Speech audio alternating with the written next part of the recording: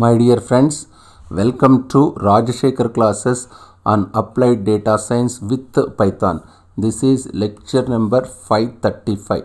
In this lecture, I will continue my discussion on Logistic Regression and Percptron. Before understanding this lecture, I request you to refer my previous lecture, that is lecture number 534. Remember, how did we train a logistic regression model? Using stochastic gradient descent algorithm. If you've forgotten some of these details, please go back and read logistic regression video lectures. We need lots of details of SGD in neural networks because we use it extensively to train a neural network. So the task of training a neural network, so what does it mean to train a neural network? Training a neural network is nothing but finding weights on edges. This is what it means. These are all inputs. What are my inputs? xi1, xi2, xid, so on 1. All these are known as inputs. My yi cap is the output. And what is the task of learning? The task of learning is to find these weights, isn't it? What are those weights? W1, W2, W3, so on WD, comma B. So, in a neural network, whenever we say train a neural network, it simply implies that what we are trying to do is simply computing the weights on the edges. There is no weight associated with this. For example, if there is no weight associated with this means what? Here there is no weight. There is no weight associated with this because it is giving just output.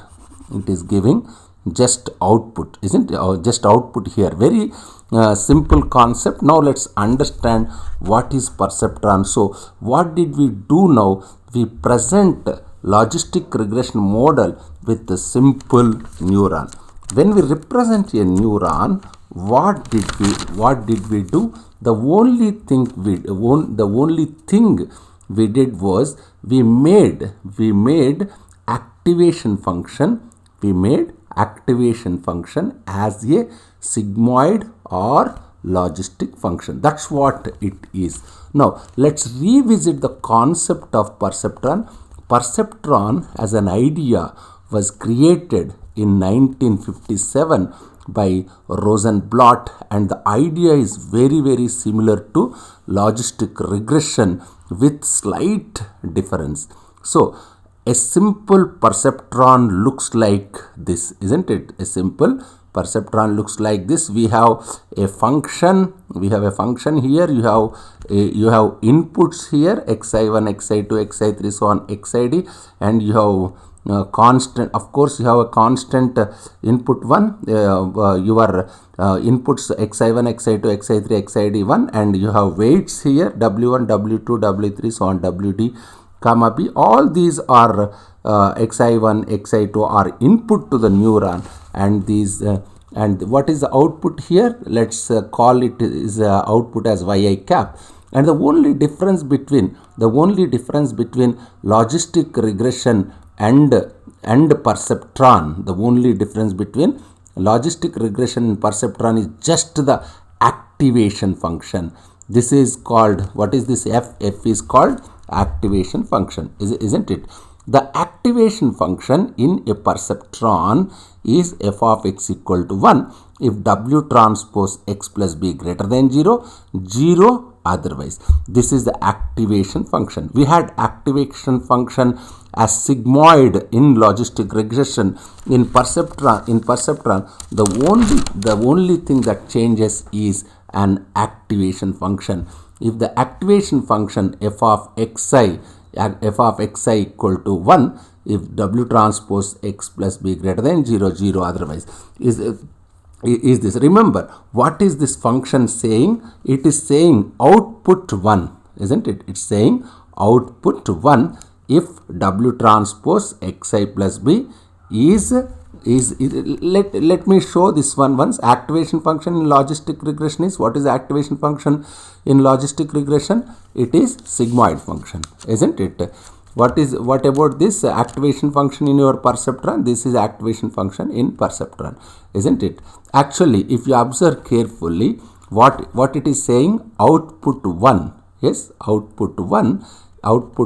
If my W transpose x plus b is greater than 0. If I multiply these inputs, what is the meaning of W transpose x plus b? It is essentially, what is this? W, you are multiplying, W, this is, if you expand this one, what will you get? W1 xi1 plus summation means plus W2 xi2 plus so on, plus W, what is your final value? Wj is d, Wd xid plus b, isn't it? What you are doing? W1 is weight and xi1 is input. You are multiplying weights with inputs. W2 is weight and xi2. You are multiplying, isn't it? You are multiplying Wd with xid. You are multiplying b with 1 and you are taking summation. Yes, after multiplying. The W transpose x plus b is essentially this one only. This is W transpose x plus b, isn't it? So multiplying inputs with respect to with respect to weights, isn't it? Yes. Now what does it mean? If you sum up all of them, the final value that I will get is, if it is greater than 0. That's what it says. If it is greater than 0, what it says, if it is greater than 0, what does it mean? If it is greater than 0, then output is 1. Output is 1. Otherwise, output is 0. These are W transpose x plus b is same as sigma j equal to 1 to d Wj xij plus b, isn't it? Remember, Percptron was built in 1957 and the idea of biological neuron was, I have a new, what is the idea of biological neuron? Yes, the idea of biological neuron was, I have neuron, I will get some inputs here, isn't it? Some inputs into the neuron, and I have output. What is this? These are the inputs. This is the output. This is output. These are the inputs, isn't it? Yes. This is the and the people believed that I get some inputs here. I will get some inputs and also weights, isn't it? That's what we discussed till now. Yes, weights and some edges. Here if you see in inputs, what happens? Some edges are thicker and some edges are thinner. For example, this edge is thicker, this edge is thicker, and whereas this edge is thinner, this edge is thinner. Therefore, what can I say? Some edges are thicker, some edges are thinner, and this is a neuron. This neuron either fires or this neuron either fires or does not fire.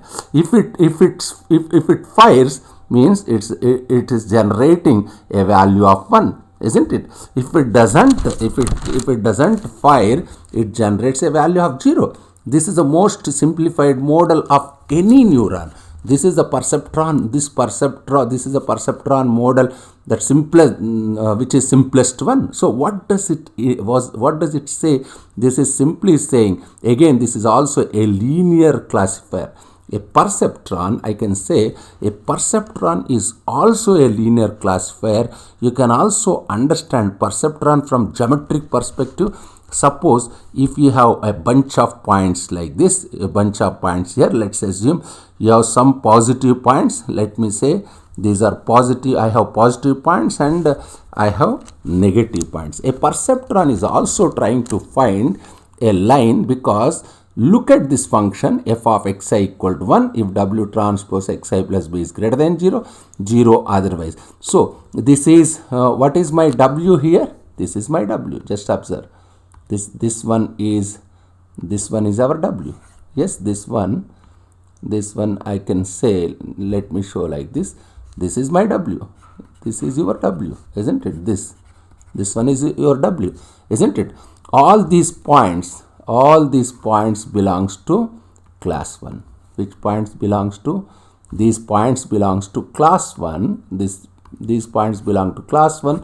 These points belong to class 0. That's what it is saying. That's a geometric interpretation of what a perceptron is. We can see similar geometric interpretation for logistic regression. So in logistic regression, what do we have? We have squashing function. Here in perceptron, no squashing. Here any point in this region, in this particular region gets a value 1. In this region gets a value 1. Any point in this region gets a value 0, isn't it? In a perceptron, in a perceptron, this is how I am defining my f of xi. What is my f of xi in perceptron? Which is equal f of xi equal to 1 if w transpose xi plus b greater than 0, 0 otherwise, isn't it? Remember, perceptron is one of the oldest machine learning model ever used in 1957. That is 1957. This is very simplified model, and you might ask, how do you train perceptron? We have stochastic, we have stochastic gradient descent at our disposal, isn't it? How do we train perceptron? Means we have stochastic gradient descent at our disposal. Logistic regression and perceptron can think of simple single neuron models. The only difference is the activation function. The activation function in logistic regression is sigmoid, and the activation function in perceptron looks like f of xi equal to 1 if w transpose xi plus b greater than 0, 0 otherwise. I request all of you to go through this lecture number 534 and 535. If you have any difficulty, please keep a comment. Thank you very much.